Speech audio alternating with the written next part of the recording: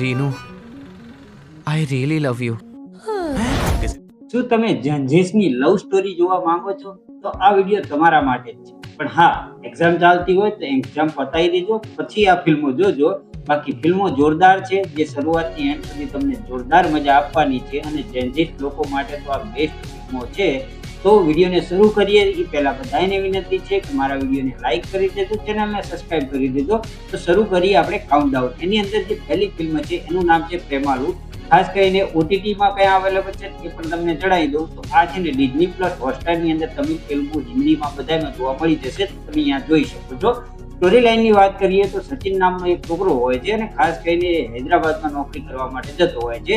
ત્યાં પછી છે ને રીનુ નામની એક છોકરી, મતલબ મમિતા બીચુ કરીને છોકરી છે, એ અને મળે છે અને ખાસ કરીને એની સાથે મુલાકાત થાય છે. ને જે સમજદારી અને ડ્રાઈવ ધરાવતી આ છોકરી હોય છે. પહેલા સચિન ફક્ત સ્પોટેડ ફ્રેન્ડ્સની રીતે કહેવાય કે વ્યક્ત કરે છે, જેની સાથે રહે છે. પછી ધીરે ધીરે બંને વચ્ચે લવ થાય છે અને પછી જે જીવનમાં ટ્રાન્સફોર્મેશન થાય છે ને જબરદસ્ત જોવાની મજા આપવાના છે. અને આની અંદર તમને કોમેડી પણ જોવા મળે છે અને રોમાંસ પણ જોવા મળે છે.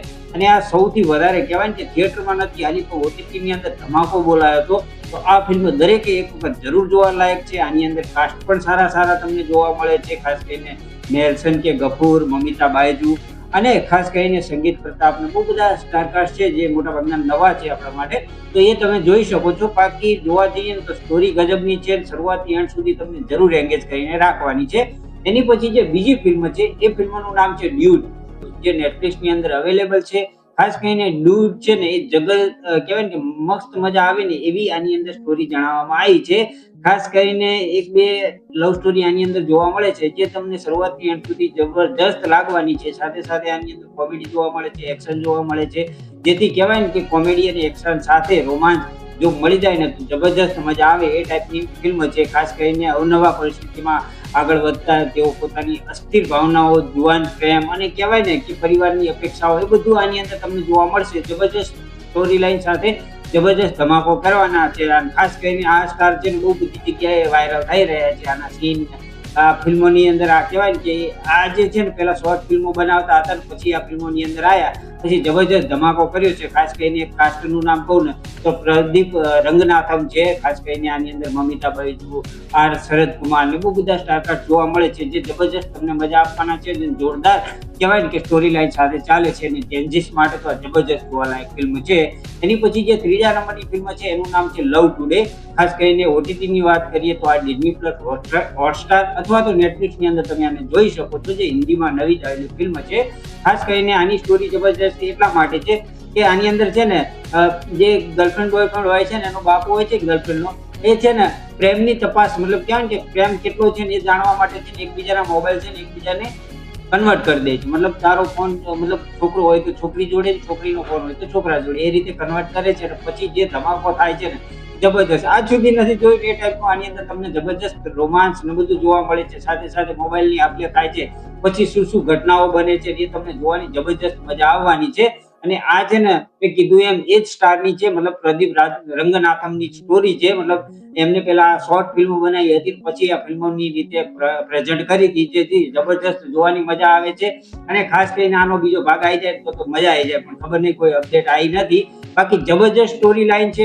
કહેવાય ને કે પ્રેમિકા અને પ્રેમી બંને વચ્ચે જે ફોનની આપલે થાય છે એ સીન તો જબરજસ્ત છે. જે ધ્યાન સુધી તમને છે ને કંઈક નવું શીખવાડીને જાય છે. એ બહુ બધી વસ્તુ આની અંદર જાણવા મળે છે. તો ખાસ કરીને આને પ્રદીપ રંગનાથન છે, સાથે સાથે ઈવાના છે અને સત્યરાજ મેન એના પિતાના રોલની અંદર છે, જે જબરજસ્ત જોવાની મજા આવવાની છે. એની પછી જે ચોથા નંબરની ફિલ્મ છે ને એ ખાસ કરીને સર્વમ માયા છે, જે તાજેતરમાં જીઓ હોટસ્ટારની અંદર રિલીઝ થઈ છે. આની અંદર જેન્ઝી ભૂત હોય છે અને કહેવાય કે મિસ્ટ્રી અને થ્રિલર ટાઈપની ફિલ્મ છે. તો જબરજસ્ત જોવાની મજા આવે છે. આની અંદર લવ સ્ટોરી ઓછી બતાવી છે પણ જબરજસ્ત સ્ટોરી લાઈન છે. શરૂઆતથી એન્ડ સુધી તમને બહુ બધું શીખવાડીને જાય છે. અને ખાસ કરીને આ છે ને એક નિવિન પોલી એક્ટર છે ને, એમને આપણે બેબીમાં જોયા હતા અને સર્વમ માયાથી જ તેમને પ્રખ્યાત થયા હતા. તો એ તમે જોઈ શકો છો કે એ છે ને પ્રભુ નામનો કેરેક્ટર હોય છે, મતલબ નિવિન પોલીનું. એ છે ને એક મ્યુઝિશિયન હોય છે અને ફોરેન જવાને કહેવાય કે વિઝા કેન્સલ થયા પછી એ છે ને ભૂત પ્રેત ભગાડવા માટે છે ને વિધિઓ કરતો હોય છે. એ વિધિ કરતા એને એક એવું ભૂત મળે છે ડેલુલુ નામનું, જે પોતાનું જીવન જ બદલી નાખે છે. જબરજસ્ત રીતે જોવાની મજા આવે છે. ખાસ કરીને જે ભૂત હોય છે ને જેન્ઝીસ હોય છે. તો ખાસ કરીને કઈ કયું થાય છે, શું થાય છે ને કહેવાય કે આઈફોન માટે કેટલો આખું કહેવાય કે પરિવર્તન કરી દે છે, એ જોવાની તમને જબરદસ્ત મજા આવવાની છે. મજેદાર છે, બહુ બધી લાગણીઓ આની અંદર છુપાયેલી છે ને આ અનુભવ છે ને જિંદગીભર નહીં ભૂલાય એ ટાઈપની આ સ્ટોરી છે.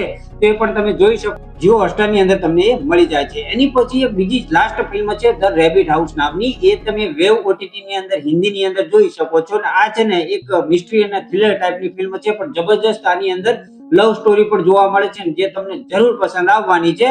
ખાસ કરીને આ છે ને હિંમતભરી મિસ્ટ્રી થ્રિલર ફિલ્મ છે, જેમાં એક શું થતું હોય છે કે હિમાચલ પ્રદેશની અંદર એક નવું કપલ છે લગ્ન કરીને આવે છે, અને પછી જે થાય છે ને જોવાની તમને ખૂબ જ મજા આવે છે. ખાસ કરીને પત્ની છે અચાનક ગાયબ થઈ જાય છે ને એ ક્યાં જાય છે, શું થાય છે, એ બધું તમારે આ ફિલ્મની અંદર જોવાનું છે. બાકી આ સ્ટોરી છે ને એ પણ તમે જિંદગીભર નહીં ભૂલો એ ટાઈપની જોરદાર રીતે પ્રેઝન્ટ કરેલી છે. અને ખાસ કરીને જે કહેવાય કે છુપાયેલા ઇતિહાસ ને ગુપ્ત કક્ષાના કનેક્શન ને એ બધું તમને ખુલ્લા પડે છે ને ત્યારે જોવાની જબરજસ્ત મજા આવવાની છે. આની અંદર જોરદાર લવ સ્ટોરી છે, થ્રિલ છે, મિસ્ટ્રી છે, એ બધું તમને જોતા છે ને અંતમાં એવું થઈ જશે કે આ ટાઈપની ફિલ્મો આપણને ખૂબ જ પસંદ આવે છે. મને પણ પસંદ આવે છે, તમને પણ પસંદ આવી જશે. તો એના માટે મારી ચેનલને સબસ્ક્રાઇબ કરી લેજો, જેથી આવા જ વિડીયો આપણે લાવતા રહેવાના છીએ. આની અંદર કાસ્ટની વાત કરીએ તો અમિત રિયાન છે, ક્રિશ્મા, સંજય પથારે છે અને પદ્મનાભન કરીને કાસ્ટ જોવા મળે છે. જે બધી 5 ફિલ્મો છે ને જબરજસ્ત છે, જે તમે જોઈ શકો છો. અને આ ટાઈપના જો વિડીયો તમને જોવા પસંદ હોય ને તો મારી ચેનલને સબસ્ક્રાઇબ કરી લેજો. વિડીયોને પસંદ આવ્યો હોય તો લાઈક કરી દેજો અને આવા જ વિડીયો જોવા માટે ચેનલને સબસ્ક્રાઇબ કરી દેજો. તો મળીએ છીએ આવતા વિડીયોની અંદર. ત્યાં સુધી બધાને જય શ્રી કૃષ્ણ અને જય માતાજી.